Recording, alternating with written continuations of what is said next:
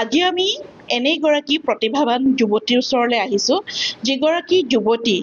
নগাঁৱৰ পৰা গৈ নতুন দিল্লীৰ গুৰগাঁৱত অনুষ্ঠিত হোৱা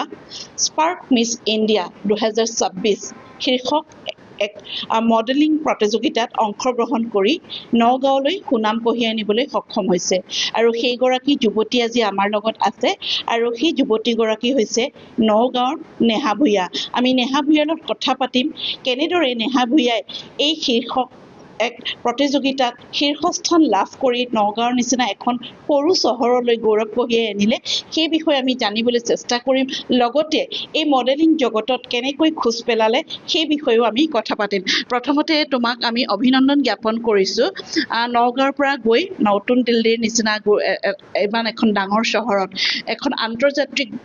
যি সৌন্দৰ্য প্ৰতিযোগিতা তাত অংশগ্ৰহণ কৰিলা আৰু নগাঁৱলৈ সুনাম কঢ়িয়াই আনিলা, শীৰ্ষস্থান লাভ কৰিলা। গতিকে কেনেদৰে আগবাঢ়িছিলা এই যিখন আচলতে মডেলিং জগতত প্ৰথমতে কেনেকৈ খোজ পেলাইছিলা আৰু কেনেদৰে সেই প্ৰতিযোগিতাত অংশগ্ৰহণ কৰিবলৈ সুযোগ পালা?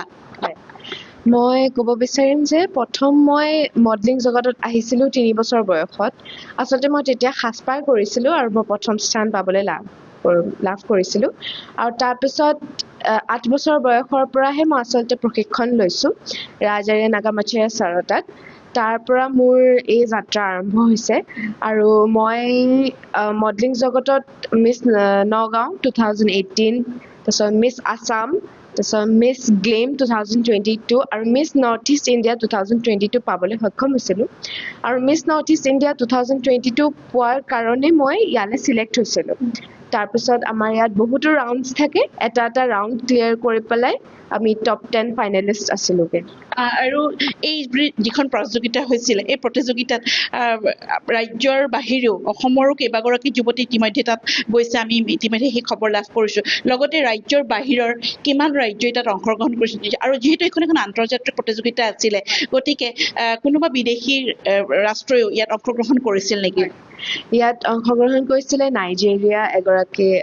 মোৰে ফ্ৰেণ্ড হয় এতিয়া আৰু আমি ফ্ৰেণ্ডছ হৈ গ'লোঁ। তেখেত নাইজেৰিয়াৰ আছিলে, নাইজেৰিয়া বাহিৰ। আৰু ইণ্ডিয়াৰ কিমানখন আছিলে? ইণ্ডিয়া 7-8খনমান আছিল, অৰুণাচল, তাৰপিছত মিজোৰাম, নাগালেণ্ড, ছিকিম, এনেকুৱা বহুত জেগা আৰু হয়। কিমানমান প্ৰতিযোগী আছিলে তাতেতো বহুত আছিলে। মোৰ কণ্টেষ্টেণ্ট নম্বৰ 70 আছিলে। তাৰপিছৰ পৰা গৈ পেলাই ফাইনেলিষ্ট হৈছোঁগৈ। তাৰ আগলৈকে মোৰ টোটেল যিমান আছিলে তাৰে কণ্টেষ্টেণ্ট নম্বৰ মোৰে 70 আছিলে। যিহেতু তুমি এই প্ৰতিযোগিতাখন শীৰ্ষস্থান লাভ কৰিলা এইটো শিতানত, যিটো টিন এজ শিতানত, গতিকে অভিজ্ঞতা কেনেকুৱা ধৰণৰ অভিজ্ঞতা লাভ কৰি আহিছা? কাৰণ যিহেতু ইমানকেইখন ৰাজ্য আছিলে, বহিৰাষ্ট্ৰ নাইজেৰিয়াৰো আছিলে, গতিকে এই প্ৰতিযোগিতাখনত অংশগ্ৰহণ টাফ আছিল নে আৰু অভিজ্ঞতাসমূহ কেনেকুৱা আছিলে? টাফ আছিলে কাৰণ ইয়াতে talent round, question answer round সকলোখিনি আছিলে কাৰণে, আৰু লগতে টাফ এইটো কাৰণে আছিলে বহুত ভাল ছোৱালী আহিছিলে আৰু বহুত টাফ আছিলে এইটো কাৰণে কাৰণ জাজেছ বহুত ভাল আছিলে। আৰু লগতে তাতে স্নেহা উল্লাল মেম আহিছিলে, তেখেত বলিউডৰ এগৰাকী এক্ট্ৰেছ হয় আৰু তেখেতে আমাক ভাৰত আইকন এৱাৰ্ডো দিছিলে, আমি নমিনেটেড আছিলোঁ। আৰু লগতে তাতে প্ৰথম ভয় লগা কথাটো হ'ল কুৱেশ্যন আনচাৰ ৰাউণ্ড,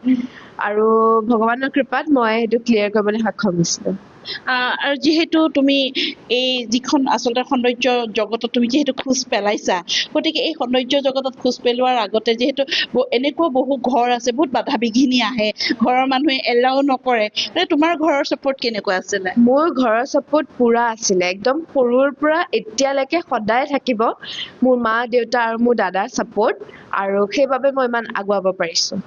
আৰু এটা এইখিনিতে মই প্ৰশ্ন সুধিব বিচাৰিম, যিহেতু তুমি এতিয়া সৌন্দৰ্য জগতত ভৰি থৈছাই, গতিকে আগলৈ যিহেতু বহু আৰু এনেকুৱা ধৰণৰ প্ৰতিযোগিতাসমূহ তোমালোকে ভাগ ল'বা বা অংশগ্ৰহণ কৰিবা, কিন্তু এই সৌন্দৰ্য প্ৰতিযোগিতাত যেতিয়া যায় আমাৰ অসমীয়া যুৱতী বা অসমীয়া যুৱক, আজিকালি যুৱতীৰ সমান্তৰালকৈ ওলাই আহিছে, বিভিন্ন ধৰণৰ আচলতে কিছুমান এনেকুৱা ধৰণৰ পৰিস্থিতিৰ সন্মুখীন হ'বলগীয়া হয়, যিটো পৰিস্থিতিত মই কি ক'ব বিচাৰিছোঁ তুমি চাগে বুজি পাইছা। গতিকে এই পৰিস্থিতিত যেতিয়া পৰে